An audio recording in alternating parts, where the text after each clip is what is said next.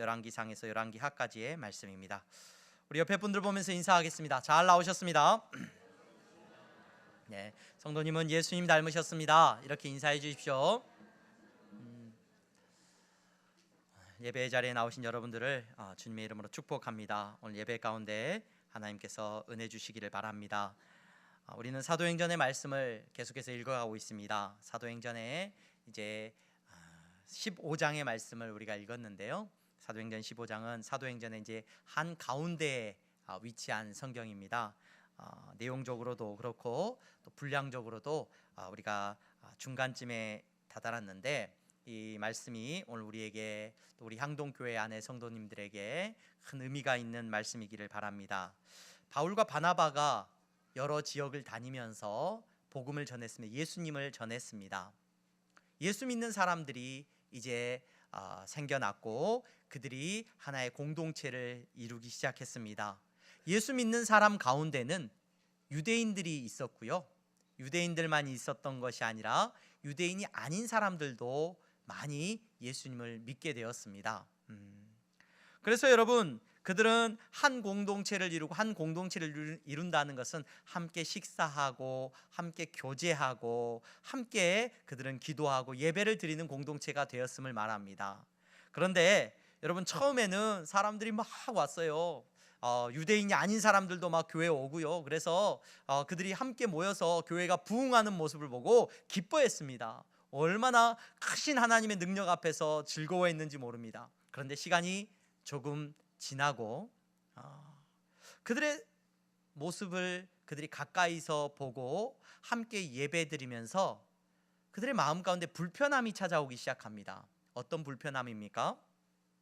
특별히 유대인이면서 예수님을 믿게 되었던 사람들은 예수님을 믿고 구원을 받지만 그들의 삶의 방식이 여전히 구약으로부터 내려오는 율법에 근거해 있었습니다. 이 율법에 근거해 있다는 것은 여러분, 단순한 문제가 아니에요.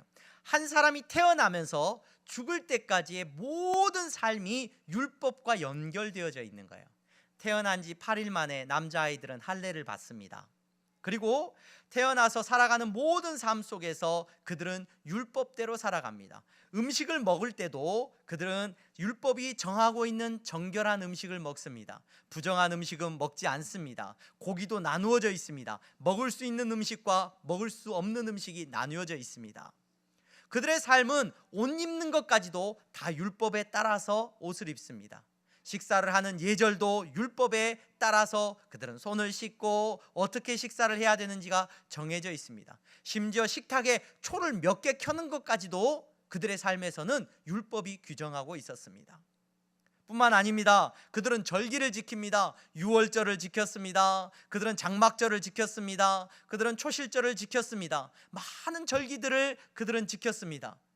뿐만 아니라 일주일에 한 번씩 안식일을 지켰습니다. 그것이 유대인들의 삶이었어요. 이 유대인들의 삶은 예수님을 믿고 난 이후에도 여전히 이어지는 삶이었습니다. 그런데 그들의 공동체 안에 이방인들이 들어왔는데 이방인들이 먹는 음식이 달라요. 함께 식사를 하려고 하는데 너무 불편해요. 한 번도 그들은 먹을 수가 없는 음식들을 그들이 먹는단 말이죠. 여러분, 그들은 옷 입는 것부터가 달라요. 그들이 부정하다고 여기는 방식대로 옷을 입습니다. 밥 먹기 전에 그들은 예의를 갖추지도 않습니다. 그들은 안식일을 지키지도 않고, 그들은 뿐만 아니라 그들의 삶 속에서 어떤 제약도 받지 않습니다. 예수 믿는 그 공동체 안에 유대인들이 차츰 불평하기 시작합니다. 왜 저렇게 하지? 원망하기 시작합니다. 그들에 대하여서 야, 저래도 되는 거야? 라고 말하기 시작하게 되었습니다. 사람들이 많이 모여지고 정말로 교회가 부흥하는 것, 또 예수 믿게 된 사람들이 많아지고 생명을 얻게 되는 것, 그와 같은 역사 속에서 그들은 기뻐했지만 그 기쁨과 비례해서 그들의 불평도 점점 커져갔어요. 그들의 원망도 커져갔습니다. 그러한 불평과 원망과 이렇게 투덜거림이 지금 예루살렘 교회까지 이어졌던 것 같아요.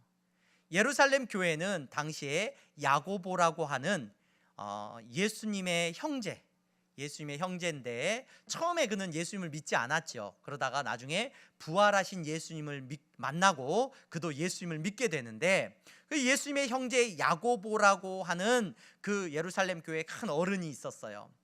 예수님의 형제, 혈연적으로 형제니까 얼마나 많은 사람들이 인정을 했겠습니까? 그래서 교회 안에서도요 굉장히 인정받았고 장로로서 또는 리더로서 존중받았던 분입니다. 근데 이 야고보라고 하는 분류는 예수님의 제자 중에 야고보가 아니라 예수님의 형제 중에 이 야고보, 나중에 야고보서를 기록했는데, 이 야고보는 유대인으로서 유대인이 가지고 있는 전통과 율법에 대해서 매우 보수적인 입장을 가지고 있었던 것 같아요. 그래서 예루살렘 교회는 그와 같은 전통 안에서, 우리가 앞서서 사도행전 내용을 살펴보았듯이 예루살렘 교회에 이방인들이 들어왔다가 큰 박해 때문에 대부분 다 떠나게 되잖아요. 그래서 예루살렘 교회는 유대인들을 중심으로 이루어져 있었어요. 그래서 그 유대인들 중심으로 이루어진 교회 안에서 야고보는 영향력을 끼치면서 유대인들의 모습과 전통에 대해서 귀하게 여기면서 율법에 대해서 나름 의미 부여를 하면서 그 교회가 이루어져 있단 말이에요. 근데 그들에게 지금 이방의 교회들이 많이 세워지고 있는데 그 교회들 안에 그런 어려움들이 있다더라, 많은 갈등들이 일어나고 있다더라 라는 소문이 들렸어요. 그래서 야고보로부터서 그 교회의 지도자들이 이제 걱정을 하기 시작합니다. 그리고 몇몇 지도자가 안디옥 교회로 파송이 됩니다. 안디옥 교회는 이방인 전도의 핵심이었고 가장 부흥하는 교회 중에 하나였어요. 그 교회로 지금 예루살렘 교회의 지도자 몇 명이 내려갔습니다. 내려가서 그들을 보고 그들에게 가르치기 시작합니다. 무엇을 가르쳤습니까? 우리가 읽은 1절 말씀 같이 한번 읽어보겠습니다. 같이 읽습니다. 시작. 어떤 사람들이 유대로부터 내려와서 형제들을 가르치되 너희가 모세의 법대로 할례를 받지 아니하면 능히 구원을 받지 못하리라 하니, 어떤 사람들이 유대로부터 내려와서 형제들을 가르치는데 너희가 모세의 법대로 할례를 받지 않으면 능히 구원을 받지 못한다는 거예요.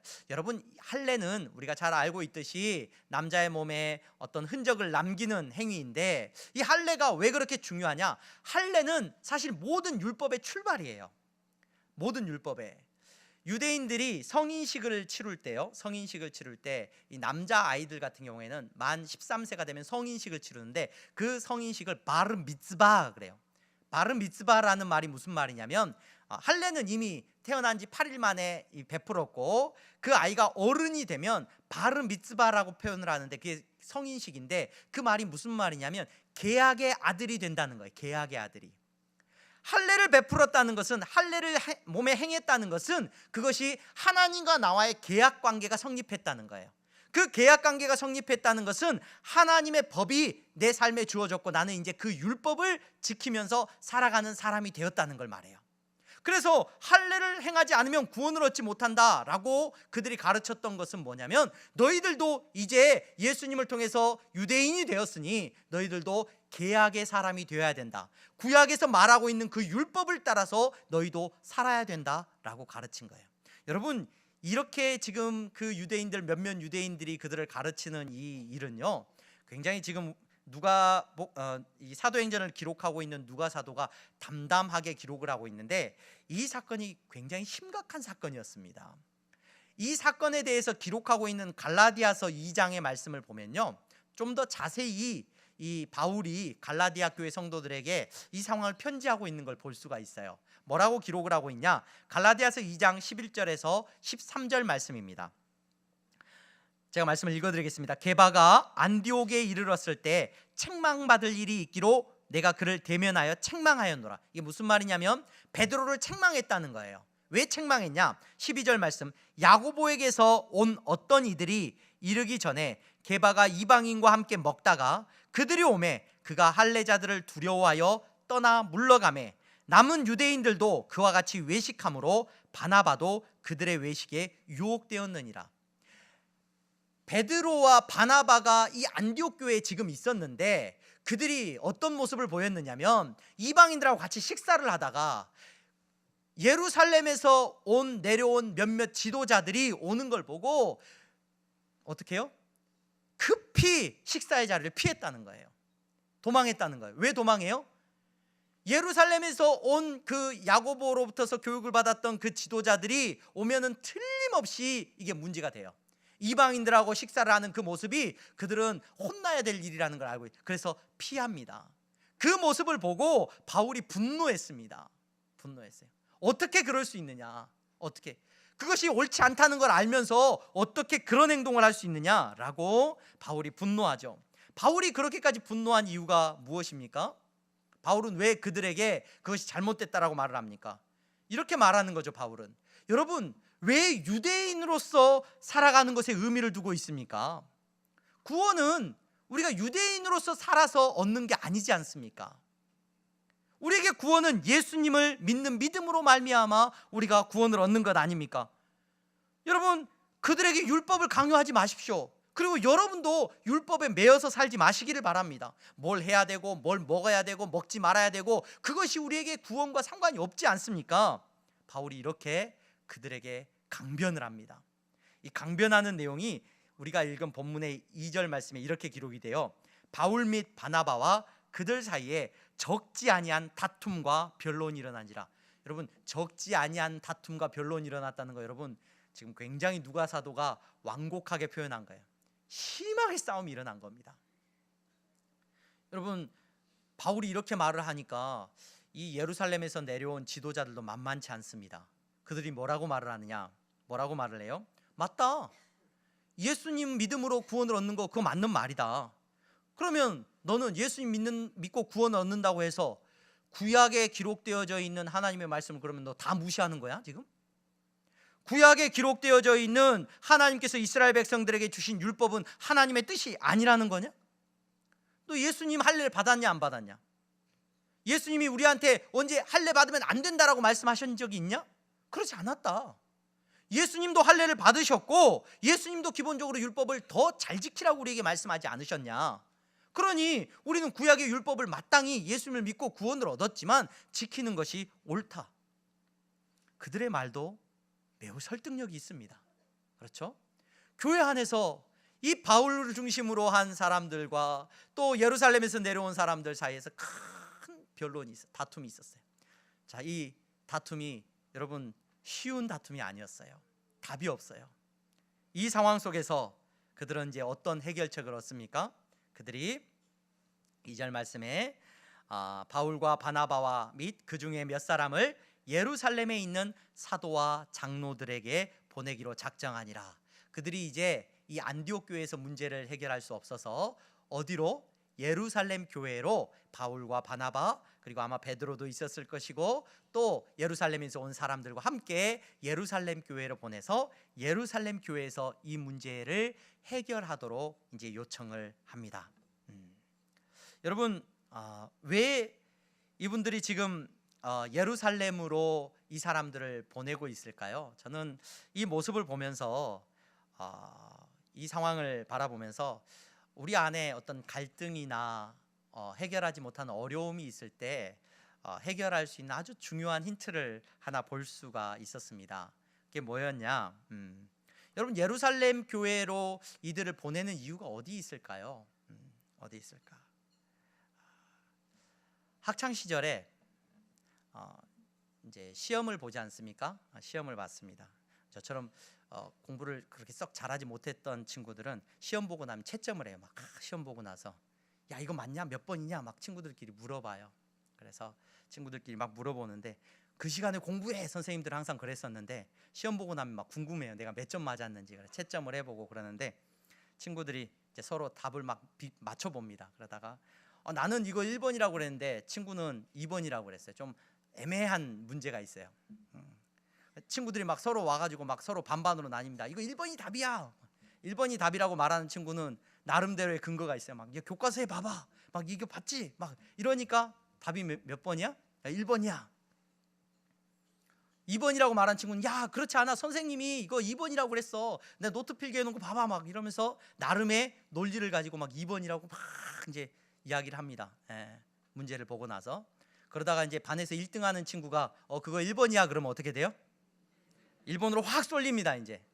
하지만 2번들은 포기하지 않습니다. 포기하지 않아요. 끝까지 포기하지 않습니다. 언제까지? 2번만은 내가 맞으리라. 저 1등 안에도 틀린 것 같아. 선생님이 이제 결정을 내려줍니다. 요즘은 선생님도 틀렸다고 따지더라고. 학원 선생님한테 물어봐야 된다고.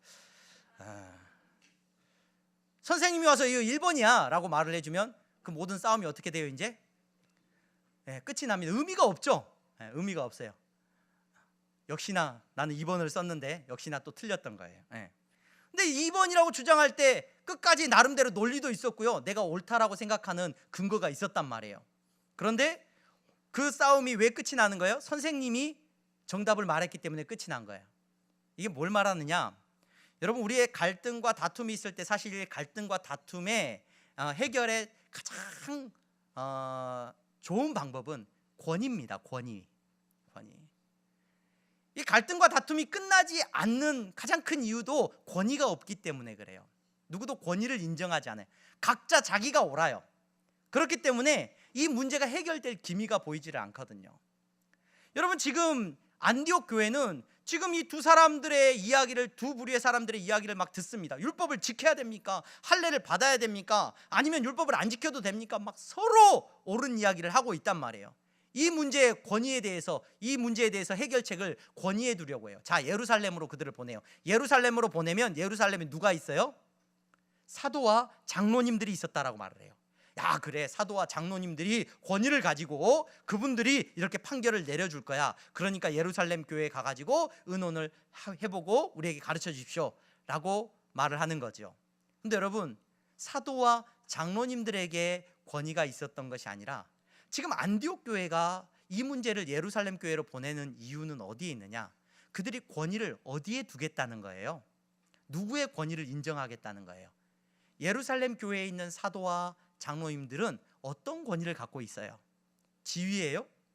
그들이 오랫동안 교회 생활을 했어요? 유대인이라서? 아니면 유대인이 아니라서? 그들은 누구보다도 예수님 가까이에 있었던 사람들이에요. 예수님의 제자들이었고 예수님이 공생의 기간 동안 직접 데리고 다니면서 그들에게 가르쳤어요. 많은 율법에 대해서 설명해 주셨고 그들의 믿음에 대해서 예수님이 보여주셨어요. 오늘 이 안디옥 교회는 누구에게 권위를 두고 있는 거냐면, 사실 예루살렘 교회로 사람들을 파송한 이유는 예수님이라면 어떻게 하셨을까예요. 예수님이라면 이 문제에 대한 답을 어떻게 우리에게 주셨을까예요. 그것을 누구보다도 예수님 가까이에서 배웠던 제자들과 사도들은 말해줄 수 있을 것이라고 생각을 했기 때문에 그들은 예루살렘 교회로 사람들을 보내고 있는 겁니다. 오늘 예배의 자리에 나오신 여러분, 저와 여러분들은 어떤 권위를 인정하며 살아가고 있습니까? 여러분, 우리는 권위를 인정하지 않는 시대를 살아가고 있어요. 목사가 말을 했으니까 목사의 말에 순종해야지, 이렇게 말하는 분 최근에 없는 것 같아요. 어제 제가 기윤실이라고 하는 기독교 윤리 실천위원회라고 하는 그 기윤실이라고 하는 그 단체에서 발간한 최근에 2026년 그 조사를 살펴봤는데, 그 한국 교회 신뢰도 조사에 대한 그 조사가 있어서 3월달에 발표가 됐더라고요. 그래서 그 신뢰도 조사를 발표를 봤는데 목사에 대한 신뢰도가 거의 20%예요. 목사라는 지위에 대한 신뢰도가 20%로 나와요. 아유, 목사 믿을 것이 못 되네. 맞죠? 목사에 대한 신뢰도가 없어요. 근데 여러분, 너무 안심하지 마세요. 목사에 대한 신뢰도는 20%고 교회 다니는 사람에 대한 신뢰도는 19%예요. 저는 그래도 20%인데 여러분들은 19%라니까요. 여러분, 어떤 권위를 우리는 인정하는 사람들입니까? 이 권위를 인정하는 곳에 여러분 사실 다툼이 없어요. 한국 교회는 교단이 굉장히 많습니다. 천주교는 이 문제를 정확하게 잘 짚었어요. 그래서 권위를 누구에게 주냐면 교황에게 줘버려요. 그래서 교황이 모든 권위를 갖고 있어요. 그래서 천주교는 교단이 많지 않아요. 왜냐하면 모든 문제에 대한 결정은 교황이 말을 하면 그 권위에 그냥 순종을 하는 거예요. 그런데 개신교는 그렇지가 않아요. 그래서 한국에 있는 개신교의 숫자 조사해 보면 한 130개 정도 나오거든요. 근데 그 중에서 장로교단이 몇 개인 줄 아세요, 여러분? 장로교회 안에 교단이 제가 찾아본 바에 의하면 100개가 넘어요. 100개가. 여러분들이 장로교회라고 찾아가면 그 장로교회 교단이 무려 100개가 넘는다는 말이에요. 왜 그래요? 다 자기가 옳아요. 자기가 총회장을 해야 되는데 자기가 총회장 할 차례에 뭐가 문제가 생기면은 아이 나 교단 만들어서 떨어져 나가. 뭐 이게 옳을 수도 있고 틀릴 수도 있습니다. 그러나 여러분, 적어도 오늘 이 자리에 예배 자리에 나오신 향동교회 성도 여러분, 오늘 이 자리에서 예배 드리시는 여러분, 저와 여러분들의 권위는 분명해야 됩니다. 우리는 누구에게 권위를 두고 있는 사람이냐, 누구의 권위를 인정하는 사람들이냐? 저나 여러분들이나 예수님의 말씀의 권위를 인정하는 사람들입니다. 다툼이 있습니까? 갈등이 있습니까? 그럼 누구 말 들으면 돼요? 예수님 말씀 들으면 돼요. 예수님 말씀. 예수님이 어떻게 말씀하시냐? 여러분, 예수님이 막 심오한 막 철학을 이야기하셨습니까? 막 열심히 공부해야 깨달아 아는 말씀들을 예수님이 우리에게 하셨어요? 예수님의 말씀은 우리 교육부서 우리 어린아이들도 알아요. 예수님이 뭐라고 말씀하셨는지 알아요. 여러분, 이 자리에 앉으신 분들 가운데 예수님의 말씀을 이해 못할 사람은 없어요. 그 예수님의 말씀이 우리의 삶의 기준이 되기를 소망합니다. 다툼이 있습니까? 갈등이 있습니까? 불편함이 있습니까? 누가 옳은지 모르겠습니까, 여러분? 예수님이 뭐라고 말씀하셨는지 살펴보세요. 그 예수님의 말씀이 저와 여러분들의 삶의 기준이 되기를 소망합니다. 지금 안디옥 교회는 이 문제를 그래서 예루살렘 교회로 넘기고 있습니다. 예루살렘 교회의 그 사도들과 제자들이 예수님에 대해서 잘 알고 있으니 예수님이라면 이 문제에 대해서 어떻게 말씀을 하시는지, 하나님의 뜻이 무엇인지 우리에게 알려주십시오 하고 그들을 보내고 있습니다.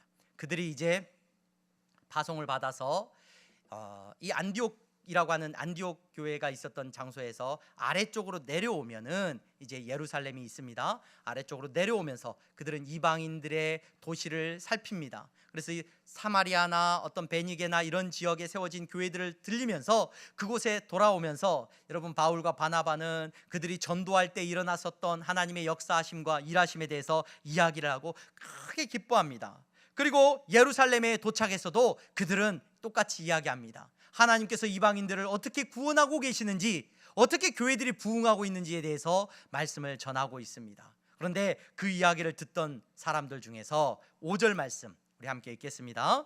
5절 말씀 같이 읽습니다. 시작.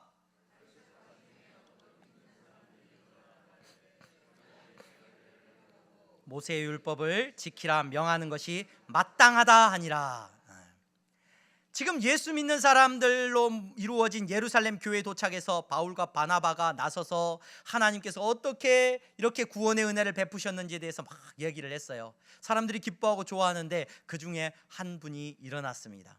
이분은 어떤 분이냐?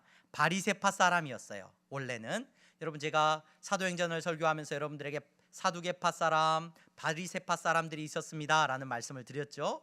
이 사두개파 사람들은 성전을 중심으로 제사장 그룹이었습니다. 이 바리새파 사람들은 예전에 성전이 무너졌을 때 회당을 중심으로 율법을 지키면서 신앙생활을 했던 사람들입니다 라고 말씀을 드렸어요.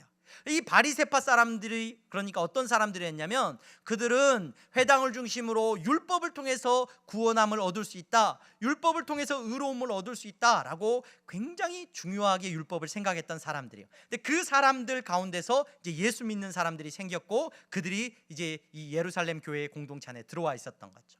근데 그들이 그 이야기, 이방인들에 대한 이야기를 듣고는 손들고 말하는 겁니다.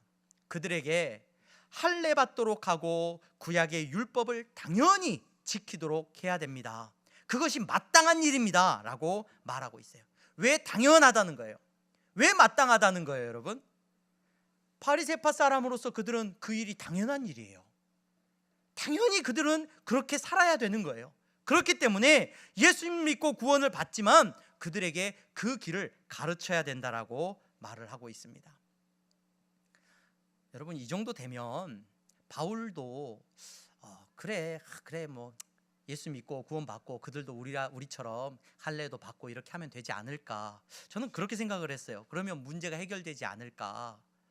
그냥 인정하고, 그런 뭐 그게 꼭 나쁜 문화도 아니잖아요. 율법을 지킨다는 것이 나쁜 것도 아니고, 뭐 음식을 먹기 전에 손을 씻는다라든지, 또는 뭐 음식을 어떤 가려서 먹는다라든지, 어떤 절기를 지킨다는 것이 그렇게 해될 것도 없으니 그냥 그 정도면 지키도록 하는 것이 좋지 않을까, 타협하지 않을까 싶은데, 바울은 그러지 않았던 것 같아요. 바울은 항변합니다.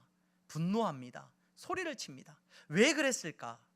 바울은 전도를 해본 사람이기 때문에 그래요. 바울은 이방인들을 만나봤고 그들의 삶을 알아요. 그래서 율법을 그들에게 지운다는 것은 어떤 의미가 있다는 것을 바울은 잘 알았어요. 여러분, 한 사람의 이방인이, 유대인이 아닌 사람이 예수님을 믿고 구원을 얻는 그 일이 결코 쉬운 일이 아니죠. 쉬운 일이 아닙니다. 그런데 그들에게 율법의 짐을 지운다? 이거는 예수 믿지 말라는 거예요. 왜 그렇습니까? 그가 만약에 율법을 지키기 위해서 음식을 먹지 않는다?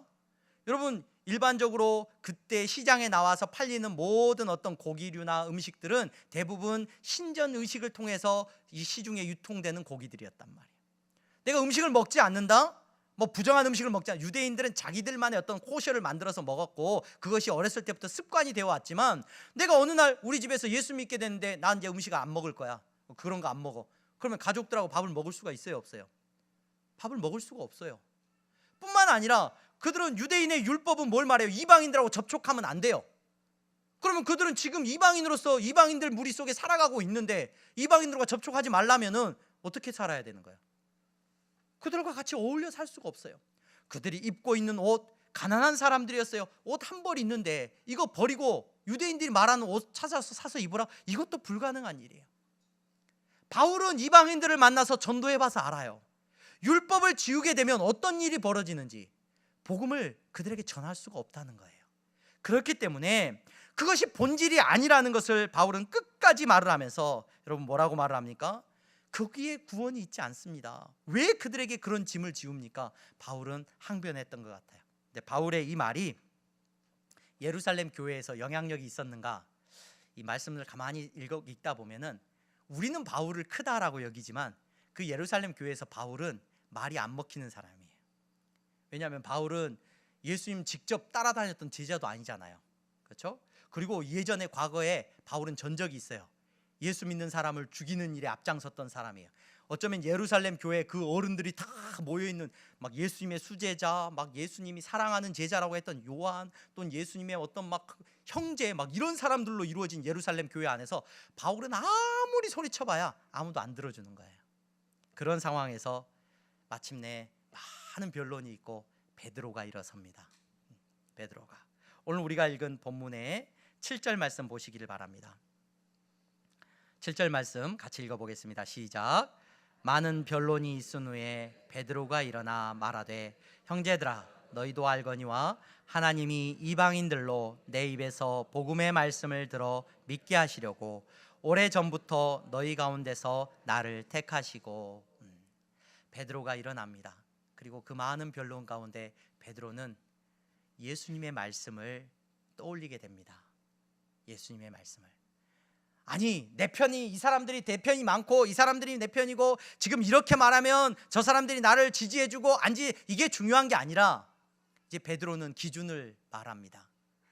어떤 기준을 말하느냐? 베드로가 먼저 자기 자신에 대해서 고백을 하는데, 저는 이 고백이 너무 은혜가 돼요. 뭐라고 말을 하냐면, 하나님이 자신을 이방인들에게 복음을 전할 사람으로 자기를 세우셨다는 거예요. 택하셨다는 거예요. 왜 이 말씀이 은혜가 되냐면요, 사실 갈라디아서 2장, 바울이 나중에 갈라디아 교회 성도들에게 쓴 편지글을 보면, 베드로의 사역은 어디에 집중된 사역이냐면, 베드로는 이렇게 말을 해요. 갈라디아서 2장 7절에서 8절에 보면, 8절 말씀을 읽으면, 베드로에게 역사하사 그를 할례자의 사도로 삼으시니가 또한 내게 역사하사 나를 이방인의 사도로 삼으셨느니라. 베드로는 주로 누구에게 복음을 전했던 사람이냐면, 누구에게? 유대인들에게 복음을 전했어요. 그래서 그 사람들, 물론 이방인들에게도 복음을 전하는 한 사건이 있어요. 그 사건이 경험이 되어서 지금 오늘 이 말씀을 고백하기는 해요. 사도행전 10장과 11장에 보면은 고넬료 사건이 나온단 말이에요. 고넬료에게 이방인의 복음을 전하는데 베드로에겐 엄청난 경험이었어요. 근데 그럼에도 그럼에도 불구하고 베드로는 일반적으로 유대인들을 향하여서 복음을 전하고 양육했던 사람이에요. 그런데 베드로가 자신을 뭐라고 말을 하냐면 자신에게도 하나님이 어떤 사명을 주셨느냐, 이방인들에게 복음을 전할 사명을 주셨다는 거예요. 사실 맞습니다. 예수님은 제자들에게 말씀하셨어요. 마태복음 28장에 보면은 너희는 가서 모든 민족으로 제자로 삼아 아버지와 아들과 성령의 이름으로 세례를 베풀고, 이게 뭐예요? 제자들에게 너희들은 유대인들에게만 복음을 전하라는 게 아니라 모든 이방인들에게 복음을 전하라고 하셨어요. 뿐만 아니라 사도행전 1장 8절에 보면 오직 성령이 너희에게 임하시면 너희가 권능을 받고 예루살렘과 온 유대와 사마리아와 땅끝까지 이르러 내 증인이 되리라. 이게 예수님께서 제자들에게 주신 말씀이잖아요. 제자들은 기본적으로 이방인들에게 복음을 전해야 되는 사명이 있었던 사람이에요. 베드로는 이 사명을 다시 한번 떠올렸어요. 그리고 자기를 통해서 고넬료가 회심하고 예수 믿게 됐던 사건을 기억해요. 그러면서 무슨 얘기를 하냐, 유대인들의 율법의 핵심은 정결법인데 그 정결법은 뭐냐면 우리가 하나님 앞에 깨끗해져야 된다는 거예요. 먹는 것, 입는 것, 살아가는 모든 삶의 순간에 깨끗해야 되는데 그래야 하나님이 우리를 구원받은 백성으로 우리를 구원해 주신다는 거예요. 그런데 베드로가 이렇게 말을 해요. 내가 경험해 보니 예수님이 그렇게 말씀하셨고 내가 이방인들을 만나보니 하나님께서 그들에게 성령을 부어주시더라. 근데 그들이 율법을 지켜서가 아니더라. 고넬료를 만났는데 그 고넬료가 뭐 의로운 사람이었기는 하지만 그는 먹는 음식이 돼지고기도 먹고 그는 뭐 순댓국도 먹었을 거고 뭣도 먹고 자기가 원하는 대로 다 먹었단 말이에요. 그는 이방인들과 늘 접촉하며 살았단 말이에요. 로마의 군인이었단 말이에요. 그런데 그에게 성령이 임하더라. 이 말은 무슨 말이에요? 그를 하나님께서 예수 믿는 믿음 안에서 정결하게 보시더라는 거예요. 그 고백을 베드로가 합니다. 베드로가 그렇게 말을 합니다. 여러분, 하나님께서 정결하게 하시더라니까요. 율법이 중요하지 않더라니까요. 그런데 여러분, 우리도 율법 못 지켜서 하나님 앞에 부정한 사람 되지 않습니까? 그냥 우리도 못 지키는 율법을 왜 이방인들에게 우리가 지워주려고 합니까? 그럴 수 없습니다. 베드로가 나서서 이렇게 말을 했습니다. 베드로의 말을 듣고 마침내 야고보도 일어났습니다. 야고보는 일어나서 말합니다. 우리가 읽지는 않았습니다만은 15장 뒷부분에 보면은 야고보는 이렇게 말을 합니다. 그래요. 내가 여러 말씀들 다 들어보니까 구약의 말씀이 생각납니다. 아모스 선지자를 통하여서 하나님께서 그렇게 말씀하셨습니다. 유대인들만을 구원하시는 게 아니라 모든 나라와 민족이 하나님의 백성이 될 것이라고 말씀해 주셨습니다. 맞습니다. 율법을 주장하는 것은 옳지 않은 것 같습니다. 그러나 우리가 서로가 불편할 수 있으니 적어도 몇 가지 기준은 서로 지킵시다. 이건 율법이 아니라 우리가 율법이 아니라도 우상에게 절하고 하는 것들은 옳지 않으니 우상을 숭배하거나 또는 막 우상 그 앞에서 드려진 막 음식들을 막 먹거나 이런 것들은 조금 피하고 피를 먹거나 이런 것들도 좀 피합시다. 그런 것들만 서로 우리가 피하고 조심하고 나는 할례를 받아야 된다, 율법을 지켜야 된다, 이런 말은 우리 하지 맙시다. 그렇게 해서 우리가 이방인들이 예수 믿을 수 있도록 그들에게 손을 펼칩시다 라고 사도행전 15장에서는 그 예루살렘 회의에서 결정이 됩니다. 여러분, 이 사건이 예루살렘 교회에서 일어난 이 사건이 매우 중요합니다. 사도행전의 한가운데 기록되어져 있어요. 오늘 우리에게 이 문제는 그렇게 심각한 문제는 아니죠. 사실 전혀 문제가 안 됩니다. 오늘 교회에 오신 분, 등록하신 분들에게 제가 뭐 할례 받으셨습니까? 뭐 이렇게 물어본다거나 또는 뭐 음식을 그렇게 드시면 안 됩니다. 우리 향동교회 뭐 컵라면 먹는데 컵라면 먹는 거 뭐 부정합니다. 뭐 이렇게 말을 하거나 이렇게 말하지 않아요. 전혀 문제 삼지 않잖아요. 그래서 여러분, 이 말씀과 이 어떤 논의들이 우리에게 그렇게 와닿지 않는 것도 사실입니다. 그런데 이 사건은 우리가 누구인지를 말해주는 아주 중요한 사건이에요. 교회가 이방인들을 향하여서, 아니 스스로를 향하여서 율법을 내려놓는다는 것은 엄청난 변화입니다. 이게 왜 엄청난 변화냐? 이 변화는 그들 스스로가 다시 한번 확인한 거예요. 자기들이 하나님 앞에서 율법에 대하여서 1만 달란트 빚진 자들이라는 것을 고백하는 고백이에요. 그 율법으로 의로워질 수가 없고 그 율법을 비추었을 때 나도 죄인이라는 거예요. 이방인들 저 사람들 율법을 안 지키네 라고 말하고 있지만 그 고백 속에서 자기들이 어떤 사람이에요? 우리도 못 지키는 사람이에요. 우리도 누가 필요해요? 예수님이 필요하고 당신들도 예수님이 필요한 사람들입니다 라고 고백하고 있는 고백이에요. 여러분, 이 고백이 저와 여러분들에게 너무나도 중요한 고백입니다. 여러분, 저와 여러분들의 고백이 이 고백이기를 소망합니다. 여러분, 오늘날 우리의 모습이 어떠합니까? 아까 제가 기윤실에서 발표한 그 한국교회 사회적 신뢰도 조사 보고서를 보았다라고 말씀을 드렸는데, 한국교회를 신뢰한다는 응답이 교회를 신뢰하십니까? 라고 물었을 때 그 응답이 19%가 나왔어요. 19%가 신뢰하지 않습니다 라는 응답이 75.4%가 나왔어요. 세상은 교회를 신뢰하지 않아요. 신뢰하지 않는 이유가 무엇입니까? 라고 물었을 때 50% 이상의 답이 대부분 다 뭐냐? 교회는 지들밖에 모른다예요. 지들밖에 모른다. 타인을 생각하지 않는다는 거예요. 다른 사람을 품지 않는다는 거예요. 교회가. 여러분, 교회의 정체성이 그렇게 보여지고 있다는 겁니다. 그래서 우리는 내로남불을 사랑하죠. 내로남불을 사랑해요. 나는 은혜, 너는 율법. 나는 용서받아야 마땅하고 너는 마땅히 벌받아야 마땅해. 우리 이거 사랑해요. 나는 괜찮고 너는 안 돼. 내가 하면 괜찮은 일이고 다른 사람에 대해서는 여러분 법대로. 지금 초대교회는 이방인들을 구원하기 위해서 우리와 너무 다른 이들에게 예수 그리스도의 복음을 증거하기 위해서 예수님 외에는 다 내려놓습니다. 이게 교회입니다. 오늘날 우리는 어떻습니까? 우리는 다른 건 다 내려놓고 예수님만 내려놓는 것 같아요. 예수님은 다 양보하고 다른 건 절대 못 내려놔. 오늘 이 자리에 나오신 여러분, 저와 여러분들은 다 거룩한 사명자들입니다. 여러분들을 통하여서 구원의 역사가, 예수 믿는 역사가 여러분들 주변에 일어나기를 소망합니다. 우리의 모습이 어떠한 모습입니까? 정치적으로 신념이 다르면 품지 못하는 사람입니까? 그 사람은 절대 용서할 수 없는 사람이 되어버렸습니까? 여러분, 나하고 문화가 다르면, 사는 수준이 다르면 그 사람하고는 친구할 수 없습니까? 언제 교회가 그런 공동체가 되었습니까?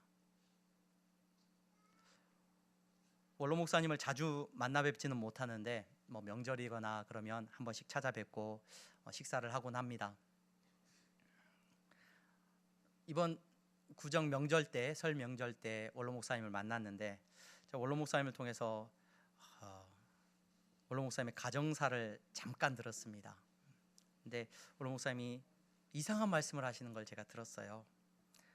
제가 원로 목사님 고향이 황해도라는 걸 알거든요. 그래서 황해도 출신이신데, 목사님 빨리 통일이 돼서 이렇게 고향에도 가시고 그러셔야 될 텐데요, 이런 얘기를 했더니 목사님이 이런 고백을 하셨어요. 나 같은 사람이 다 죽어야 통일이 될 거예요. 목사님이 이런 말씀을 하셔요. 저는 깜짝 놀랐어요. 무슨 말씀이신가? 본인 같은 분이 다 죽어야지 통일이 될 거라는 거예요. 무슨 말씀이세요, 목사님? 목사님 살아서 이렇게 고향에도 가보고 그러셔야죠. 목사님이 간단한 가족사를 얘기해 주셨어요. 목사님 아버님도 목사님이셨는데 황해도에서 목사님 그 아버님의 그 자녀가 아들이 넷, 딸이 하나였다고 이야기를 들었어요. 근데 그 지금 원로 목사님이 막내 아들이에요. 막내 아들인데 위로 3명의 형들이 6.25 때 공산당들한테 죽임을 당한 거예요. 한 명은 총살, 한 명은 끌려가고 또 한 명도 죽임을 당해.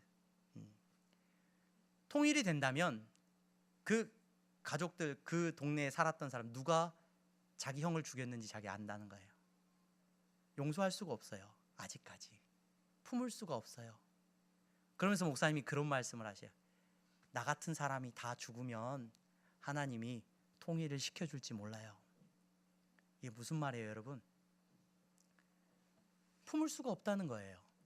아직까지 용서가 안 되는 마음이에요. 아버지가 남쪽으로 피난을 오시면서 그 막내 아들하고 누나하고만 이렇게 같이 도망을 쳐서 한평생 살면서 밥 먹을 때마다 우셨던 아버지의 모습을 기억하는 거예요. 네.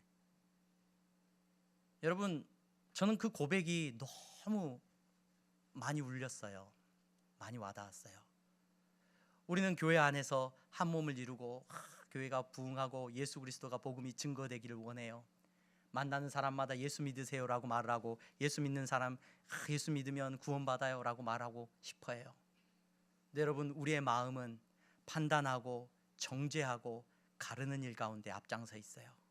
나뉘어져 있는 마음 가운데 어떻게 하나님께서 우리 가운데 예수 그리스도를 믿는 믿음의 부흥의 역사를 일으키실 수 있을까? 그러면서도 내가 할 수 있다라고 말을 한다면 거짓말하는 건데, 거짓말하는 건데. 여러분, 예수님 말고는 다 내려놓는 공동체가 우리 향동교회 믿음의 공동체가 되기를 주님의 이름으로 축원합니다. 여러분, 그들을 향하여서 적어도 고민해야죠.